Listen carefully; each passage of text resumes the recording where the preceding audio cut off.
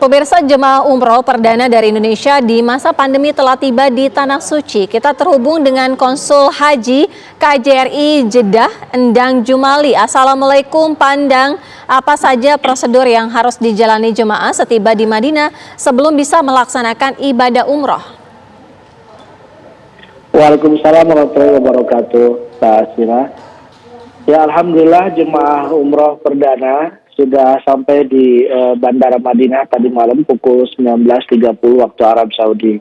Dan insya Allah jemaah umroh ini akan menjalani SOP, yaitu pertama adalah melakukan karantina di hotel yang sudah ditentukan oleh maskapai penerbangan, yaitu di Hotel Movenpick dan Juar As-Sakifah. Mereka akan dikarantina selama 5 hari. Nanti di hari kedua itu akan dilakukan tes PCR. Kemudian di hari keempat juga akan dilakukan tes PCR kedua. Jika nanti hasilnya itu negatif, maka sudah diperbolehkan melakukan rangkaian ibadah di Masjidin Nabawi, baik itu sholat 5 waktu, kemudian juga sholat di Raudhah, ataupun ziarah di sekitar kota Madinah. Nah, ketika nanti sudah selesai pelaksanaan ibadah di Masjid Nabawi atau khususnya di kota Madinah, maka mereka akan melakukan rangkaian ibadah selanjutnya, yaitu umroh ke Makkah Al-Mukarramah melalui mikot di Bir Ali. Iya, Pak Endang, kira-kira antar kelompok ini ada tidak waktu-waktu yang dibedakan agar mereka bisa mulai menunaikan rangkaian ibadah umroh?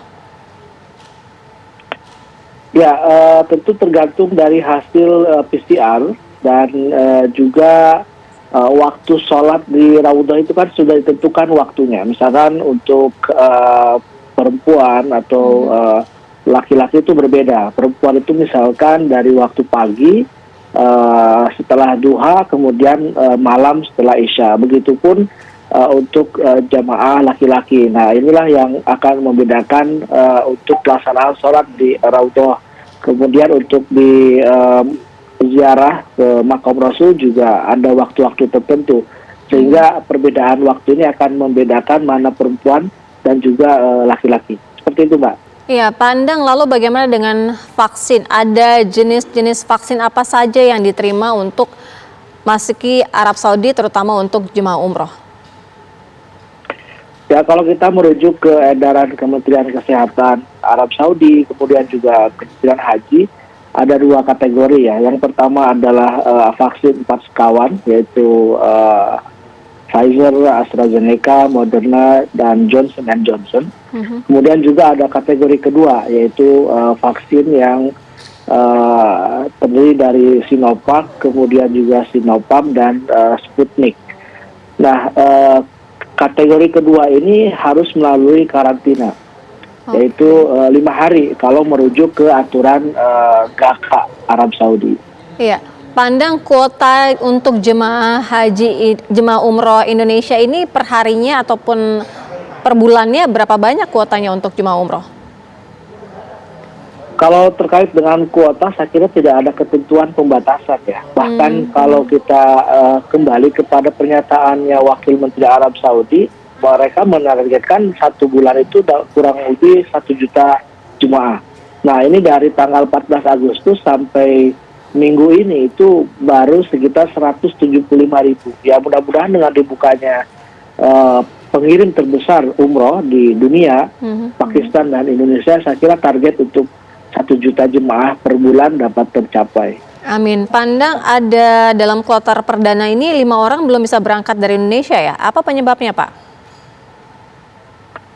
Informasi yang saya terima dari Jakarta atau dari petugas yang melaksanakan tugas di bandara, salah satunya adalah kendala keimigrasian. Saya tidak tahu secara detail apakah maksud dari kendala keimigrasian itu terkait dengan visa ataupun dengan paspor ataupun dengan yang lainnya.